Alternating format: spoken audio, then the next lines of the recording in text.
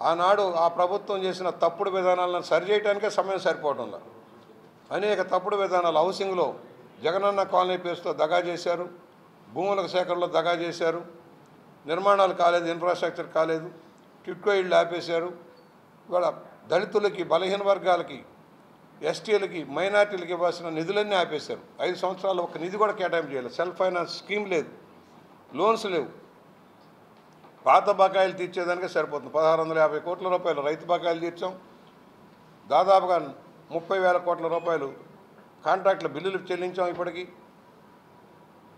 పాత చెల్లించేదానికే సమయం సరిపోని పరిస్థితి వస్తుంది. అయినా కూడా కేంద్ర సహకారంతో ఒకవైపు అమరావతిని పట్టాలెక్కించడం, మరోవైపు నీటిపారుదల ప్రాజెక్టును పట్టాలెక్కించే కార్యక్రమం జరుగుతుంది. ఇవాళ మీరు చూశారు, పోలవరం ఎడం కాలువకి నిధులు కేటాయింపు చేసి ఉత్తరాంధ్ర సుజల సవంతిని విజయవంతం చేయడం కోసం నిధులు కేటాయింపు చేసి టెండర్లు అప్పచెప్పేశారు.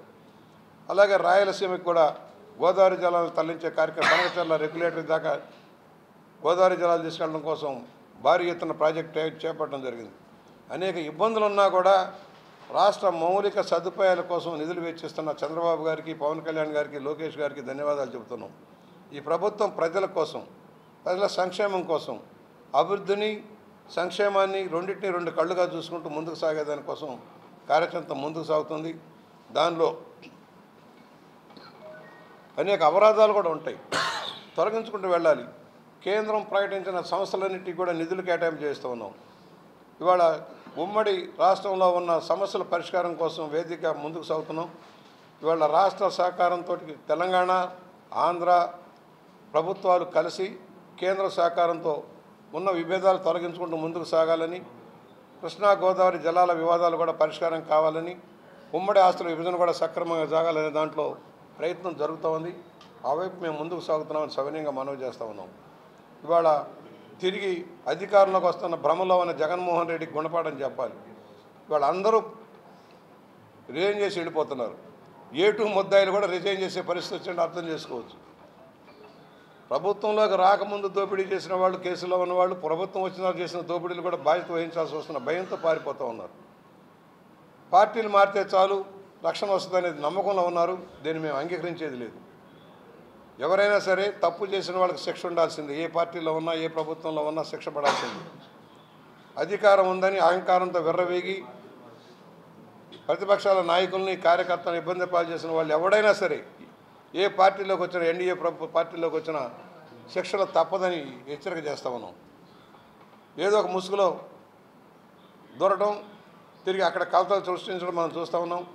మా పార్టీ అధిష్టానాలు కూడా చెబుతున్నాం, ఎవరినైనా చేర్చుకునేటప్పుడు 1-2 సార్లు ఆలోచించండి.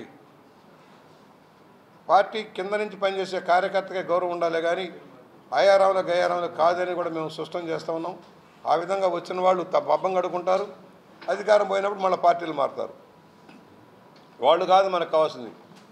నిరంతరంగా కష్టపడేవాళ్ళు, పార్టీ కోసం అంకితభావంతో పనిచేసేవాళ్ళు, ప్రజా సమస్యల కోసం సమయం వెచ్చించి పనిచేసేవాళ్ళు కావాలి మనకి. అలాంటి నాయకుల్ని, కార్యకర్తల్ని ప్రోత్సహించాలని మాబోటి వాళ్ళని కోరుతా ఉన్నాం. ఇవాళ ఒకటే, అధికారం శాశ్వతం కాదు.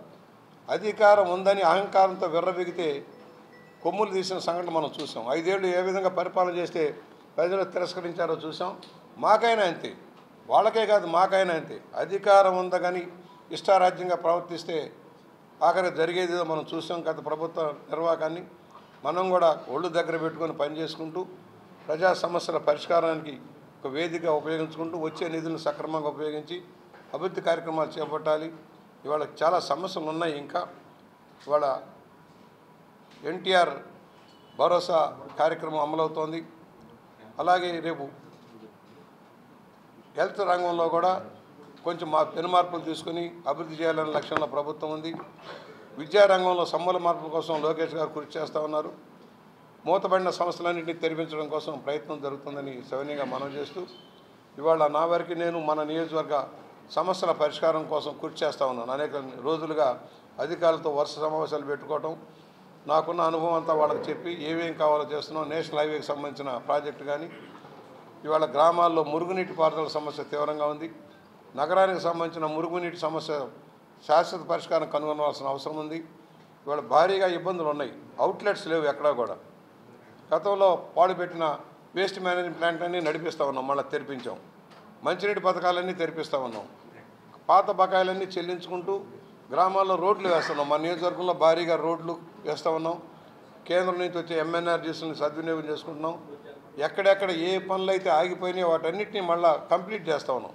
వేగంగా కంప్లీట్ రాబోయే 2-3 నెలల్లో కంప్లీట్ చేసి మళ్ళీ కొత్త వర్క్స్ అని చేసి రాబోయే 2 సంవత్సరాల్లో ప్రతి గ్రామంలో కూడా ఇన్ఫ్రాస్ట్రక్చర్ క్రియేట్ అయిపోయి కంప్లీట్ అయ్యేలాగా, శానిటేషన్ ఇంప్రూవ్ అయ్యేలాగా మంచి నీటికి టాప్ ప్రయారిటీ ఇస్తున్నాం. జల మిషన్, కేంద్రం ఇచ్చిన జల మిషన్ని గత ప్రభుత్వం నిర్వీర్యం చేసింది. మరలా ఇవాళ 70,000 కోట్లకి తోటి ఆ పథకం ప్రారంభించాలని రాష్ట్ర ప్రభుత్వం ఆలోచన చేస్తుంది.